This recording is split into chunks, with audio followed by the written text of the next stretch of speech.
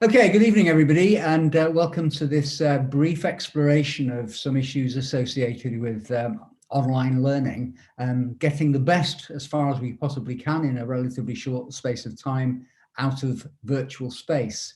In terms of my planning for this particular event, after I gave CPD me my suggested title, was a realization that one of the best ways perhaps to illustrate some of the key concerns associated with the production of online learning materials was actually to have a look at a case study. And the case study that I've been most closely involved in recent months is the generic instructors course that some of you may be familiar with. We'll be talking more about what that is specifically in a little while. So to assist the process of engaging in that, I invited along two colleagues, Kate Denning and Kevin Mackey, who have both been directly involved in the development of the most recent GIC materials, taking advantage of virtual space. So they're going to be talking a little bit about their response to the task and the challenge of providing good quality online learning later on in the course of the session. So, those of you who don't know me, my name is Mike Davis. I'm a freelance consultant in continuing medical education, and I've probably already given a little bit of a hint that my strongest involvement in medical education is through life support courses, but also a little bit of work with some of the other colleges. So if I could invite Kate and Kevin to also say a few words about who they are and what they do, and we will then get into the substance. So Kate, over to you.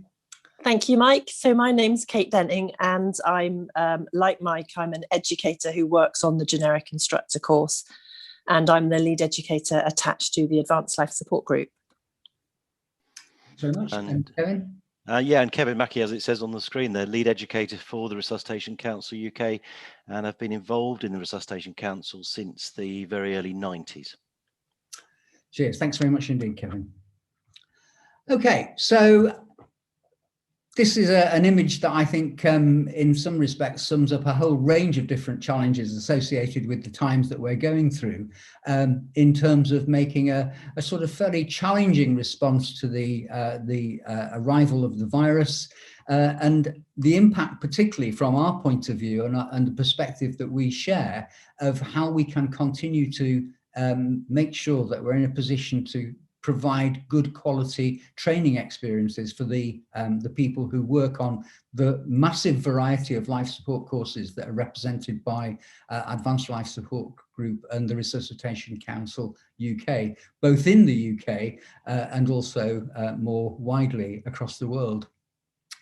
So our approach, the intentions of this evening's session is to explore a little bit about the origins of online learning, to explore briefly some of the design considerations for the production of online courses, and then, as I've already indicated, to introduce you to my colleagues who will talk about the process of going through and the development of the generic instructor course.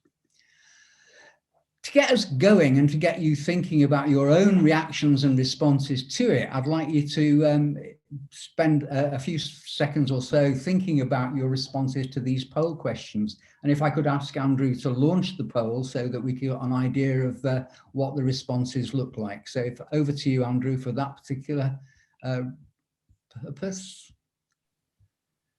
Okay, so the poll should be up and available for you now. Great stuff. We've got 38% people voted up to now. Okay, a few more seconds to pretty immediate reaction to that particular response would be good. Okay, we've got 70%, 72. Okay. Okay, we'll stop the poll. I will and have a look at what we get from that product. There we go. You should be able to see that now. I can indeed. So there's only 2% of you don't like it at all. 13% arguing that you're not keen, but it's better than nothing. 29% depending on circumstances, and perhaps we'll unpick aspects of that during the course of the evening, particularly through the chat box. And the majority of you, representing at least half anyway on this occasion, liking it for a variety of reasons, including flexibility, mobility choices, etc. Only a very small percentage of you, 6%, love it better than classroom-based activity. And I'd be very interested in hearing from that 6% during the course of the evening on the chat boxes as to what it is particularly that you are attracted to by that. In terms of this being an entirely satisfactory survey of the community, I just wonder, as a little bit of an experiment for us all to explore in our heads, if nowhere else, what are the responses of our colleagues to that same poll might be, whether the ones that have not signed up to this CPD this evening because they're not particularly enthusiastic about the nature of the online learning experience, are possibly less likely to be responding at the upper end of this, this brief poll than those of you who quite willingly volunteered, perhaps knowing what you were going to expect in terms of modality and the opportunities for interaction and so on. I think part of the challenge that people face is represented brilliantly in this cartoon that actually is probably getting on for 30 years old now, and it was presented in its first initiation as a response to the notion of new technologies beginning to impact on a whole variety of different ways in which people responded to one another. And I think it's probably true to say that there's been an awful lot of reinvention of techniques and technologies and approaches to technology over the last 18 months or so, as a whole variety of organizations, including the health service, has responded to the challenges presented by COVID-19, both for the continuation of life support courses, but possibly more importantly, and certainly more immediately as the situation arose in the early parts of 2020, to provide training opportunities for people who were actually handling COVID patients on a face-to-face basis. So there was a massive increase in the incidence of people innovating around the use of new technology to make training provision available to people, but there was almost certainly true that there was an awful lot of reinventing the wheel when it came down to the responses that were made. I think you don't have to look very far at journals that publish ideas around medical education to see that lots and lots of papers have been written and many more, lots of papers have been published and many more submitted but not published that are exploring approaches and technologies in response to what has happened. Okay, so in terms of thinking about what virtual learning might look like, I came up with this particular sort of set of definitions some time ago, and the images are there to represent the sorts of environments that people might find themselves learning in terms of their virtual exposure. So while at the moment I'm sitting in my conservatory at home, many of you could also be doing something similar in terms of your home-based locations, but you may be at work in a computer lab, you may be sitting in a cafe, or if there are any cafes open, I'm not sure there are. You may be sitting outside a cafe with a cup of coffee in the outside world. Lots and lots of places where virtual learning can take place. And that, I think, is probably one of the strongest representations of what this sort of learning is that you're no longer located in the same place and necessarily at the same time. And we'll be exploring that a little bit later on during the evening. In terms of thinking about that type of issue, one of the ways in which we can look at that is to consider this 2x2 matrix. So if we think about learning taking place in either the same place or in different places, and at the same time or at different times, in the top left-hand corner, we've got the traditional face-to-face environment, or a conference or a classroom or something of that nature, where almost by definition, the only people who are able to actively take part and engage with the issues are the ones who have signed up or are entitled to attend for whatever reason or the other. In terms of being in a different place, this is a classic example of what we're doing at the moment. We're all logged into the CPD-Me app. We've been given access and we're represented by quite a number of different parts of the UK and nearby. And in previous webinars that a number of us have been involved in, we've actually been in a situation where people from literally all over the world have been able to engage in a simultaneous exploration of issues by virtue of internet technology. And of course, down at the bottom, whether it's in the same place or in a different place, if you have the different time, you have what might reasonably be regarded as an asynchronous conference, the opportunities to join in from wherever you happen to be at whatever time you happen to be in. And that was also represented by the traditional virtual learning environment and by particular events like a webinar, because as you all know, the CPD webinars are available to people to revisit or visit for the first time through the website and through the platform. So that variety of different opportunities to engage at a different time, whether you're in the same place or in a different place, are represented by the images that you see down at the bottom. And I think some of them will give you an indication of the extent to which this is incredibly widespread and seeing as both a formal and an informal opportunity for people to engage in a whole variety of conversations about different aspects of medical education. So among the things that I do in the early part of my morning experiences is that I work my way through Twitter, for example, and follow a number of different routes, including ones that are obviously representative of same time, different place type interactions, even through things like Twitter, where that type of conversation can take place over time. Okay, so to return to now the specifics of the case study that we're going to be exploring over the course of the next 20 minutes or so. For those of you who are not familiar with the generic instructor course, this is an intervention that was first introduced in the early 1990s by a number of organisations, well, in fact, two organisations in the United Kingdom, the Resuscitation Council UK and the Advanced Life Support Group,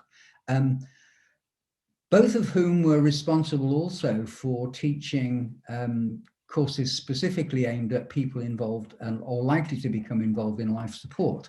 So ALSG were particularly involved in paediatric life support, and the Resuscitation Council were involved in adult life support courses. And among the realizations in the early 1990s was that the people who were teaching on these courses, who were in every other respect skilled clinicians, weren't necessarily educators. And the generic instructor course was developed as a consequence of that identified need. And at the time, there were two very similar courses that emerged from the two different organizations. And these sort of merged together in the later 1990s into what became the basis of the 3-day generic instructors course. And I think it was around about that time that all three of us got involved as educators in helping that provision become established. Since then, we've developed in a variety of different ways. There's been revisions of the course in response to changing circumstances. And before COVID-19, the most recent was the development of the virtual learning environment that brought the course down from a face-to-face encounter of 3 days to what is essentially what it is at the present time until the new arrangements fell into place for COVID. And what that's represented by is reading a short book often described as the Blue Book, that is a background to some of the theory and practices associated with good quality interventions. Then there's the virtual learning environment, which doesn't show it all here, but there are 15 topics on the virtual learning environment, and candidates on the course pay attention to these materials prior to attending the face-to-face session itself, which is a highly practical intervention where they're exposed to the opportunities to teach in a variety of modalities, and also to engage in the process of providing feedback and debriefing and assessment in its variety of its forms. So that was the situation that the community was in as of January 2020, to all intents and purposes. There was a vibrant GIC community that was running probably 60 to 80 courses a year, I think, something of that nature, throughout the UK, and in fact well beyond the UK. GIC courses take place in countries literally everywhere in the world under different auspices. So we then reached the situation where there was a problem that we were facing along with everybody else. And at this point, I'd like to begin to hand over responsibility for talking through the process to my colleagues, and to invite both of you, either taking it in turns or joining in together, to give us a little bit of the context, a bit more of the detailed context for the situation that the organisations found themselves in back in January, February of 2020. So over to you guys. I'll start, Kevin, and then hand over to you. Yeah. We started off actually with the thought that probably people were not going to want to come on the generic instructor course at all, and that frontline workers like yourselves were going to be just far too busy, and that any study leave you did have wasn't going to be spent on the generic instructor course. So we made an assumption that we just weren't going to be able to run the course. And then we started to, we put our feelers out, and we started to realize that actually people were still wanting to make sure that they could make that step into becoming instructors. And so that was the point at which we realized there was a need for us to do something which would allow us to run courses. And so that's where we started thinking, okay, what can we do that is going to fit social distancing, which we're all now so familiar with, but at that time still felt quite strange. What is it we can do that basically limits the amount of time that people are spending face to face? And it seemed that the obvious thing to try was to reduce the face-to-face amount of time and to build in some remote time. So over to you, Kevin, for a bit. Yeah, thank you, Kate. Yeah, I mean, it was an interesting process. We were faced with a challenge that we didn't really understand at the time. And over a period of about 4 months, we got to understand what the problem was. And we then took it back to basics and said, well, what can you not replace with a virtual environment? You know, the hands-on teaching that is required, the assessment of that hands-on teaching, which is very instructor orientated. How much of that could we take out? And it became obvious fairly quickly that actually most of the educators involved in both organizations were engaged in some form of online learning, online tutorials, you know, delivering Zoom lectures, if you like. And so we thought, well, why not take the opportunity to allow candidates to deliver something, you know, along those lines? So we broaden the experience that we're giving them on the course, and that, you know, replaced a whole part of the face-to-face element. And, you know, we explored the idea of candidates giving virtual lectures online live with their small groups, and that was a particular success of the early stages of the trial.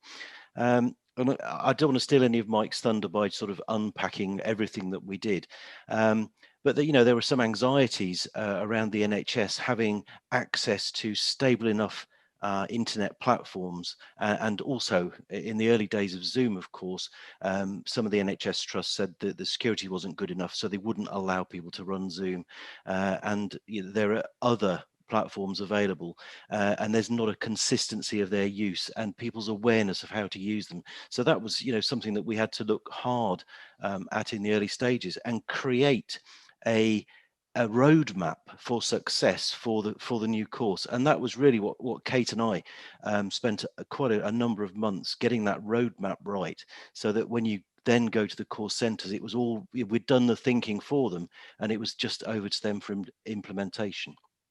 So I think I've probably said enough now, Mike. I'll hand back to you. Okay, well, thanks for that introductory comments on both of you. In those development stages where you were engaging in the design of your roadmap, I mean, what sort of challenges were you anticipating at that time? I think that the technology was a huge challenge. Yeah. I think we knew that people would be quite anxious about teaching on a course which started off online. So the way that we set the course up, it had basically a 3-hour session which was online with a short break in the middle on one day, and that could either be in the day or in the evening. And that was then followed by a full day face-to-face. And of course, for most people, it was that first day, that online day, that most of the anxieties were around. We did a lot of experimenting, as Kevin has said, with I spent hours trying out Teams and Zoom, and we felt that that the most appropriate environment for that evening session was to run it on Zoom, because the capacity for breakout rooms, which some of you might be aware of, just seem to work more smoothly. So when breakout rooms are set up in Zoom, you can do it so that you put people into the rooms. It's very easy for them to get into the rooms, and then you can close them and they have to come back. Whereas with Teams, people can stay in the rooms and they don't actually necessarily come back. So we found that it worked a little bit better for us. So I think one of the biggest anxieties was about technology, teaching online. How can you do that such that it still feels engaging? I mean, I'm fascinated at how many of the people that are here tonight have such a positive perspective of online learning. And I think that may be just about the kind of people that you are. It may also be because we've been doing this now for 9 months and we've all got a little bit more familiar with it. But certainly that was our biggest anxiety, I would say. Can I just pick up on one of the things that you said there, Kate? Was the anxiety about the student experience or the instructor experience, or your sense of what the instructor's experience might be in that online environment? Yeah, you picked a nice question to ask there. Obviously, a lot of the students are quite a bit younger than a lot of the instructors. And there was definitely a higher anxiety amongst the instructors than there was amongst the students, candidates as we call them. Partly because there's an expectation that instructors will know what they're doing. I'm teaching on this course, therefore I know what I'm doing. And on the very first course that we ran, anxiety levels were really high. They were very experienced instructors, and they were quite challenged by it. Okay. Kevin, anything to add about that phase of the development of the thinking through the possible challenges associated with the development? Yeah, I think most of the people teaching, as Kate said, experienced anxiety about the online elements. But what we didn't realise was the massive impact it had on the coordination of the course from the organisation's point of view, and that was actually quite a challenge. The first pilots were done at ALSG, where there was very good technical support, but then some of the other centres we rolled it out to, where the awareness of the online capability, the IT capability was less. That has actually created some challenges for some centres, and some centres just say that it's too difficult for us to run that, therefore we're not doing it. Whereas we just presume people will have a go and learn on the job, and people aren't prepared to do that, it felt. Okay, so the way in which the implementation emerged was that you developed the materials over this substantial period of time during 2020, and then made the decision to offer 2 pilot interventions where you were both going to be present, along with other observers, of whom I've got to say I was one. But I'm interested in what emerged from those pilot experiences and what you did in response to that. So if I can go to you first, Kevin. Yeah, blimey. So the roadmap that we initially created it didn't survive first contact really with the people who were using it. So the admin support that we were giving to people, it was very clear that we needed to be much more prescriptive. You know, initially we gave fairly sort of broad brush guidance and said you might want to do it this way, and you might want to do it this way, and you might find this work. And then the iteration after that was, this is how you are going to do it because it's the only way that it will work. The other thing that we learned very quickly from the pilots was that the initial faculty meeting, so we have on these courses a meeting with the teaching cohort, the faculty, before we get first contact with the students, the candidates, and that became a very important session. And in fact, I'm doing one next week, and we've increased that to an hour now, with it's just the educator and the instructors really getting to grips with what they're doing. Because what we found is you can give people all of the paperwork in the world, but they don't read it. And you know, it's like pre-course preparation. We know that, don't we, that most people do it just in time. So if you've got the faculty that are going to be doing it in front of you, there's immediacy, there's relevance.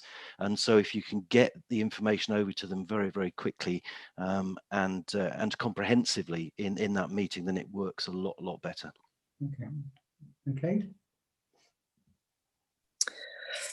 So back to your question, it was, what did we change really? Yeah. Yeah, what emerged really from the first pilot, and then what did you subsequently change to impact? Okay. I think the most significant thing that emerged was, although we had set it up so that people would have a longer practice time, we'd reduced the number of practices. So on the generic instructor course, the 2-day generic instructor course, people have 2 practices and most of the elements that they're trying. So they have 2 practices at running a discussion, 2 practices at teaching a skill, at teaching a simulation. On this 1-day version, we were only able to give them 1 practice. So we'd extended the amount of time they had for that practice. And I think that was really good. And in fact, we've extended that further. What we did decide to do after the first pilot was to give everybody 1 second practice of something. And that was so they had a chance to try and collate some of the learning that they'd acquired over the day and the previous evening, and just have a go at doing something again. That was probably our most significant finding. Were you going to say that yourself, Mike? I'm sorry. No, go ahead. I'm sorry. I've just pressed the wrong button here. Forward. Yeah, that was probably our most significant finding, was the need for a second practice, and we've kept that up. That's been really good, and everybody has really felt that paid off. And I think one of the things that gives your candidates is the opportunity to prove to themselves that they have taken on what's been said and that they've got the chance to try something again. So that's quite a nice element that we did. One of our other key findings is about the use of, well, we've used WhatsApp, but whatever platform it is that you use, for the instructors and the educators to support each other. So the way that we run the course on the face-to-face day is that a group is in a room and they've got the same instructors for the whole day. And I personally had some real reservations about people staying with the same instructors for the whole day, for 4 or 5 different practice sessions. And I've had to swallow my words because it's worked really well. And I think possibly the key reason is that the instructors and the candidates really want to make this work. They work incredibly well together, and there are no mixed messages. And sadly, mixed messages is one of the things that happen when people have lots of different instructors. So although variety is good, mixed messages can be quite confusing for candidates.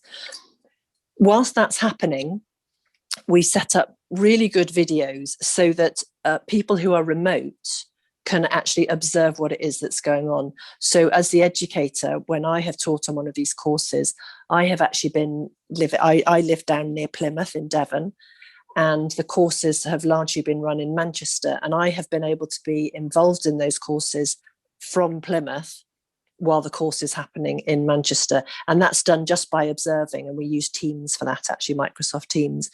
And I've got the capacity to go into the yellow room, for example, watch the screen, see what's going on, and then go into the blue room and the red room. And I can move around and I can watch what's going on. And that provides incredibly important QA. But what the instructors have needed to do is to have a WhatsApp group in order to communicate with each other. And I think I'll let you, Kevin, talk a little bit about the use of the WhatsApp group, which has been so good. Yeah, well, there's a couple of elements to the WhatsApp group. One is, with the best will in the world, some instructors still fall into some sort of old habits, and the WhatsApp group is a great way of targeting individual instructors, just to remind them of what they're what we would like them to be doing, rather than what they've slipped into. So that was very, very positive. And it's also a lot of anxiety. You know this from Maslow's hierarchy, that the bottom things are really important.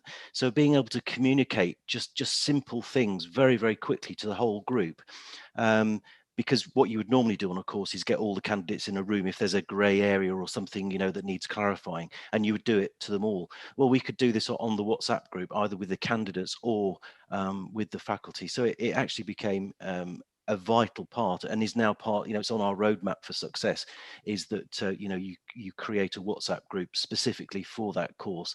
And there are two groups, the candidate group and the faculty group, and in fact there's three, because there's a whole course group as well. So yeah, so that it was very, very useful. But I will just say one of the challenges was, we felt that this new course had a very different feel to it, and it was trying to persuade the instructors who'd been doing the standard GIC for a very long time. It was trying to persuade them how we could make this a much more enhanced environment. And actually, as Kate said, by extending some of the sessions, giving more time for feedback, giving more time for pre-briefing and all those things, which we built into the new program. The first course didn't feel massively different in the face-to-face element than a standard course, because the instructors just didn't get it, and the faculty didn't get it, and that was quite a challenge at the time.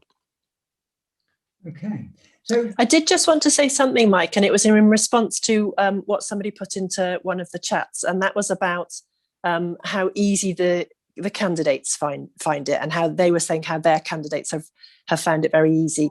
And I think that we felt the same. So one of our concerns was, if instructors were messaging each other over WhatsApp, and the messages would be things like 5 minutes to coffee, or I loved that what you just did with that learning conversation, getting the group going. We as instructors were concerned that the candidates wouldn't like us looking at our phones all the time, and they just didn't seem to be bothered by it. And I suspect that's a generation thing.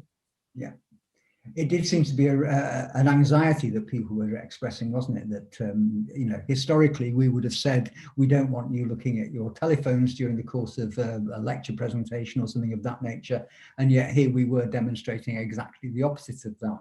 But as Kate quite rightly has identified, not to the disadvantage of the candidates on the course. So my understanding is that we're now running a significant number of these remote courses alongside more traditional ones, where facilities are sufficient to enable effective and safe more face-to-face type interaction. But I'm wondering whether you see any longer term implications for the generic instructor course, and indeed for the associated life support courses, which of course are significantly more in number than our GICs are, whether there are any long-term implications for the way in which these courses will be offered when all of this is over. Sorry. Yeah. No, I just think that, long-term evaluation of whether the people coming out the other end of the virtually enhanced course, whether they're the same product as came out of the traditional course, I really don't know how we quantify that. And there is sometimes a disconnect between when people go and they're preparing still to be an instructor, so they finish their generic instructor course, and then they have to do 2 assessed teaching practices. We call them instructor candidacies, and that instructor candidacy process is not overseen by the generic instructor course cohort, it's seen by a provider course cohort. So I think we need to look very closely about what the product looks like. I feel that actually it's all part of a continuum of learning, and after the 2 instructor candidacies, I don't think there will be much difference between, you know, the virtual cohort and a standard cohort. I really don't. But there is some anxiety out there in the provider course cohorts to say, you know, we're not sure these people are entirely prepared to be instructors. I don't know. I think what I would say is that by the innovation we've put in of getting people to actually give a lecture online, so they were practicing lecturing online, I think we are currently giving people a skill which is so apposite that they are finding that really useful. And I think that that's useful across the board. I would be really surprised if we went back 100% to where we were a year ago in terms of education. I think, and I'm reading it, I'm reading it in the comments as well.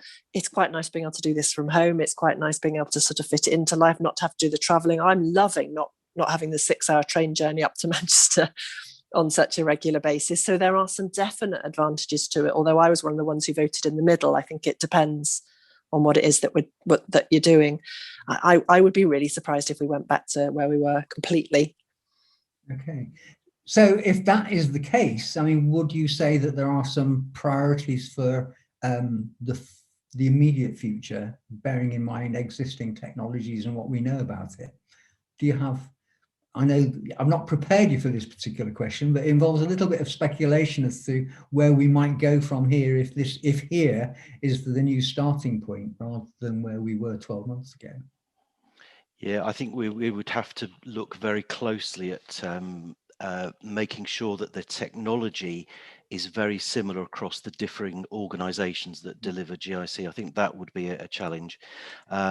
Things like having the 360 pivot cameras that follow you around the room, to have better sound production so that you don't get, you know what it's like on some of these platforms, if your dog's barking, you know, there's lots of interruption. And it's the same when you've got a group of people in a room and you're trying to observe them teaching, or maybe observe one person teaching.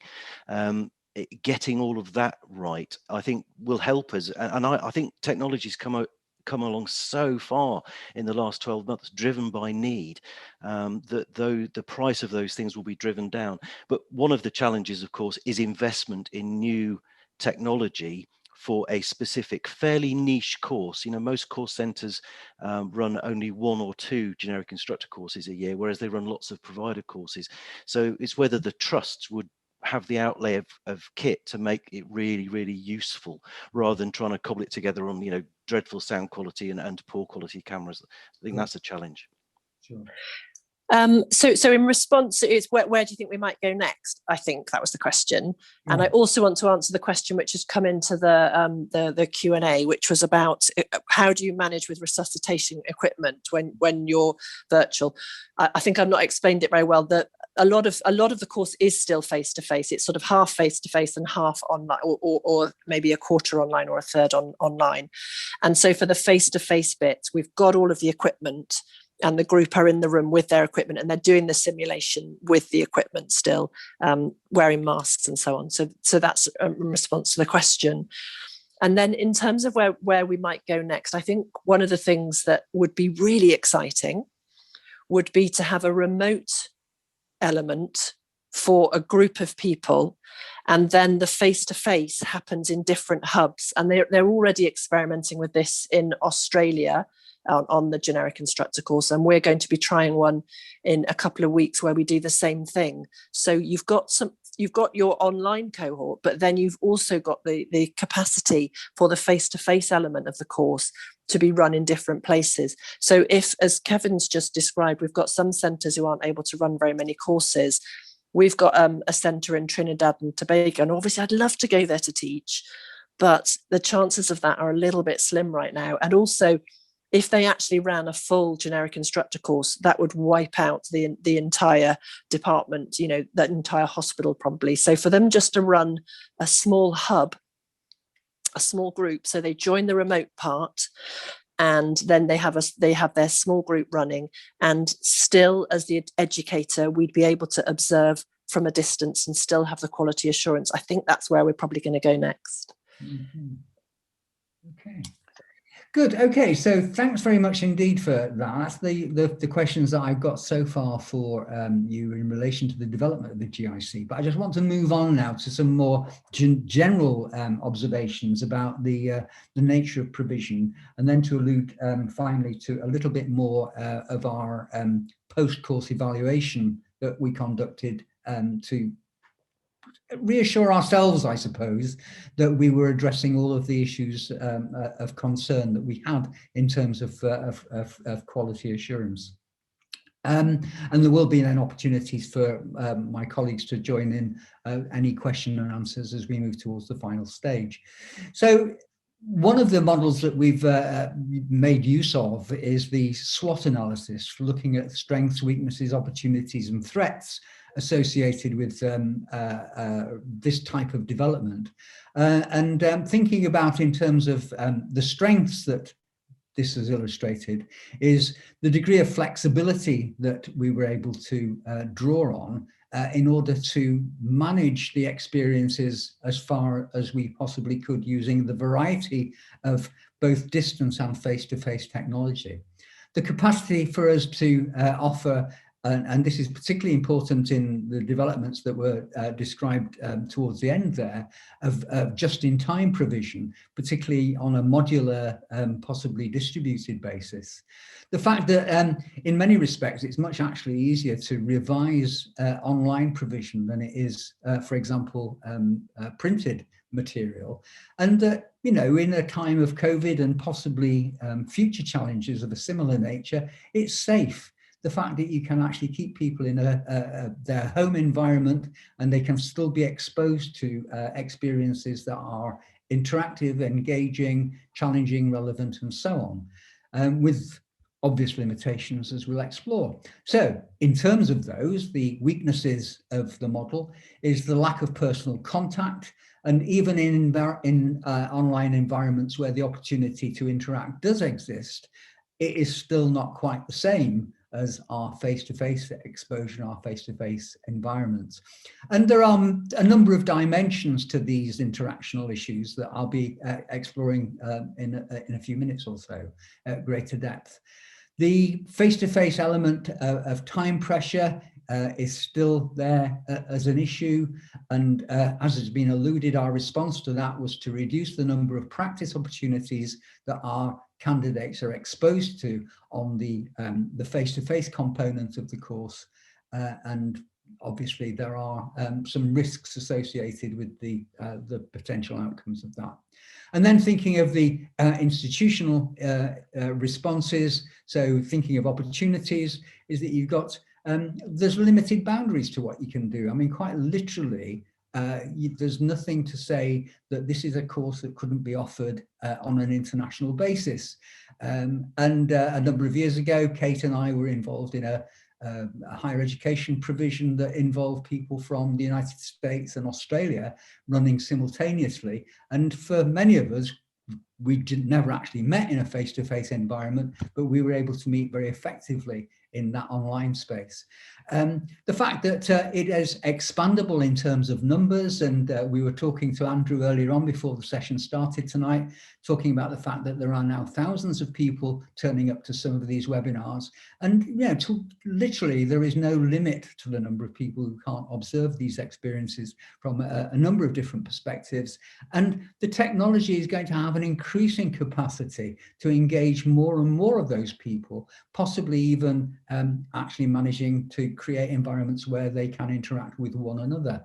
And the other thing that, of course, we've not actually addressed yet, and I was wondering whether it would come up spontaneously, but I'll just mention it as in passing, really, not address too much time for it. The first of these is the notion of looking for ways in which we can use things like gamification, which is an approach to using new technology to teach a whole variety of things, using the skills and design things that had their origins in computer gaming. And the other component of virtual reality. And I was at a conference a couple of years ago where I had the opportunity to wear a virtual reality headset, and it can actually put you in an emergency department or on the back of a moving ambulance, to give you so many different experiences without actually physically being there. So there are opportunities on the horizons that perhaps we're not fully exploiting as yet. But finally, in terms of threats, there are issues around access. There are internet issues associated with the possibility of connection failures and so on. And there is the ongoing concern, I suppose, about security. And virtually all of the platforms that we do engage with have both in the present time and historically offered security challenges to the communities that are using them. So these need to be aware, we need to be aware of these in terms of thinking about our development processes. In terms of some of the interactional issues that emerged from the pilot studies and the practices that we've had, you may be familiar with the sort of little map there that we've got on the screen that indicates the complexity of human interaction when there are significant numbers of people involved. And even when there aren't significant numbers of people, you still have quite a lot going on that needs to be managed. And that, I think, manifested itself in a variety of ways in our pilot experiences and in subsequent courses. So in terms of the way in which candidates relate to one another, there are potential challenges associated with that.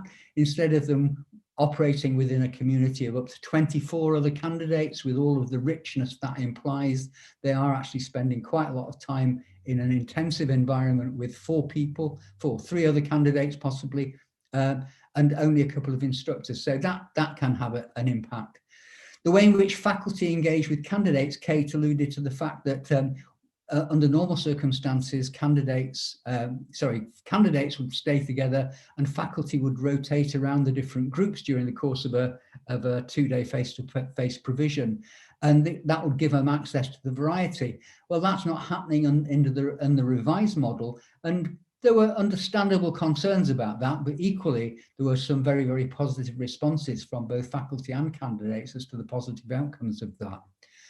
In terms of organisational capacity, both that is often in the responsibility of the course director and the educator, and they are relating to faculty from a whole variety of different perspectives, ranging from time management to more importantly, quality control. And obviously doing that at a distance can be a particular challenge. And I recently actually educated on a course where both me and the course director were remote, and we did have some challenging situations that emerged, and they were particularly difficult to manage in that particular environment that we were working in.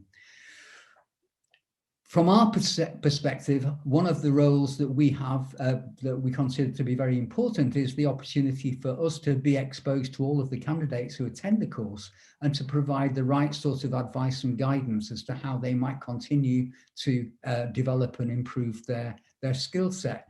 And that is, again, a little bit more of a challenge when you're functioning remotely, because the quality of the relationship when you're only seeing a small image and not having that sort of face-to-face presence is something that's a little bit hard to overcome in its earliest stages.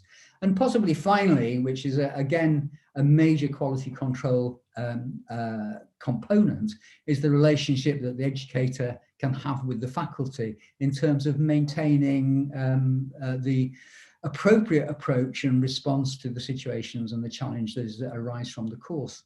So what we've got here is, I think, probably typical of all of the issues associated with online learning, that you've got this multiple ways of mapping the nature of the engagement in a course, all of which represent sort of quite positive characteristics, but all of them also representing particular challenges, all of which have got to be addressed and I hope shared with other members of the community.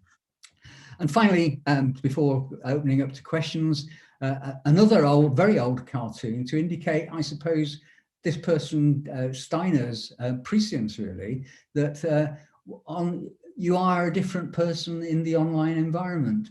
This is a cartoon from, I think, 1993, which gives an indication of how much longer e-learning has been on our horizons than we possibly think it has. But it does represent a particular sort of challenge to the way in which we as human beings interact with one another, and the representation of self, I suppose, that we present to our immediate contemporaries and the world. At which point, Andrew, I'll hand back to you to bring us to some opportunities for questions and comments from our participants. Fabulous, thanks, Dr. Mike. So what I'm going to do is I'm just going to pop my presentation up on screen while we just go through what's coming up shortly, and that's going to give you some fab opportunities to pop some questions and answers. I have to say that Kevin and Kate have answered most of the questions, so interactivity at its best, but there is still a few on there. But you do have some questions, please do pop them into the Q&A panel, or I will start sweeping the chat in a second. And so let me tell you what is coming up soon. So we have got on the 23rd of February 2021, I think I better put my teeth back in, clinical examination crash course in neurology, cranial nerves, with our very own Dr. Chris Jefferson. So grab your mobile phone, scan that QR code, or if you're just not fast enough, don't worry, you can jump over to the website at cpdme.com/webinars where you can register. Then we've got a webinar on the 25th of February on TTP, the ticking time bomb, presented by Dr. Rebecca and Dr. Tina. Absolutely not to be missed. And I think there's about 75 places left on that. So please do get that QR code scanned. If you don't know how to scan QR codes, it's pretty simple. And again, in this new modern technology world, just activate your camera on your phone, point it in the screen, and you should get a little magic link, which appears at the top. And then you can click on it and register. I have no idea how that technology works, but it does work, because we now get about 1,000 scans every time we advertise them. Then we have our very own new endocrinologist who has just come on board with the CPDME team, Dr. Akash, and he's talking about hypo and hyponatremia on the 9th of March. Then we've got another crash course on neurology, upper and lower limbs with Dr. Chris Jefferson on the 23rd of March. And again, I think there's less than 100 places left on there. So scan that QR code or jump over to cpdme.com. And then we have our very own Dr. Mike Davis back on the 25th of March, talking around managing challenging encounters and introduction to action science. So again, you can scan that QR code and you can register for that event. So let's go over to questions and answers. We have got a question from Darren. I'm going to pose these questions to the three of you, so please feel free for each one of you to jump in. Do you think online learning allows everyone to have a voice rather than one dominant voice talking over? And do you think disruptive candidates can be managed quicker in the online environment? I'll go first. My sister is a participant in something which is run on Zoom, and she says it is massively dominated by one other person, and massively to the detriment of the entire course. And we've discussed it, and I think that the mute button is a great innovation. And I think it's needed in that particular course that my sister is engaged in. I think it is very possible for someone to still take over, actually. And we've got to be really alert to what's going on, because we're not always quite as good at spotting whether people have spoken or not. I tend to keep a bit of a record of who's spoken, so I can try and make sure I'm a little bit spreading it around a little bit more. I think it's a challenge for all communities, whether you're face-to-face or online. Certainly, I'm sure we've all been in discussion groups, for example, where there's one or two people who overtalk, who are only interested in their own thought processes and not other people's, as Kate has just illustrated from the example that she's given. I think that is something that can arise certainly in the face-to-face environment, and has to be managed in the same way that you would manage it in the physical classroom. Yeah, can I just add to that as well, to say that actually what I've found, my experience is that the quiet, reflective person who you would quickly identify in a classroom, when you stood up in front of them, is harder to identify because of you don't see the non-verbals quite the same as you do in a classroom. But having said that, on the environments I've been teaching on, because if you manage, as Kate says, to keep an eye on who's not contributed and actually ask somebody to contribute, my experience is the people who are more reflective will contribute when they're invited to, which they might not do in the classroom physically in front of other people. So I think that's a positive. Yeah, what Kevin said has just reminded me of an experience that I had a number of years ago when I was teaching a course that included a textual-based online experience using a conferencing platform. And among the things that we found on that particular experience was that students who in the face-to-face environment tended to be quite quiet were in fact much more contributory in the online environment, because they didn't feel as if they were hampered by whatever social anxieties that they may have had. And as a consequence of that, their contribution was considerably higher in the online environment, at the expense of people who might otherwise over-dominate, perhaps. Excellent. Thanks, team. Well answered. I have to agree. I've probably done 176 webinars, and only this week have I had to warn somebody in the chat to behave themselves, or I will have to kick them out. And I've never done that ever in my entire time with CPDME, 12, 13 years almost. So yeah, interesting this week that just one person was misbehaving in the chat, and I had to go behind the scenes and give them a little sort of hands tap off. Fabulous. Lots of really good comments coming through. Effort has just said the book Dr. Mike showed at the beginning is a must for those who are looking into and in education. Amazing pocketbook. Will someone please find the link to it and pop it in the chat, just for those people who didn't get a chance to catch it? I've got that book, and it is an amazing book, I have to say. I might have the original one, actually. I think it was Kevin McWay-Jones who wrote one of the original ones with you, Dr. Mike. And so Long time ago. A long time ago, yeah. It's a good book. We've got another question from Chris. You mentioned the possibility of using VR as an educational tool. Has the possibility of augmented reality been considered, and have there been any trials with either VR or AR? My sense is that is an ongoing project in a number of different places. As I said, I actually saw it at a conference in Scotland 2 years ago, this coming Easter, where people had recreated resuscitation space using VR technology. And obviously people's role was somewhat observing rather than participating, but nevertheless there were opportunities to engage in that. And I suspect that the technology is going to push a little bit further in both virtual technology and augmented technology to allow more real life opportunities to engage with the management of particular situations. Because I don't have a technical background, I can't imagine how it would work, and I'd be very intrigued to see it once it does start to emerge. But yeah, I think it's definitely a case of watch this space in that respect.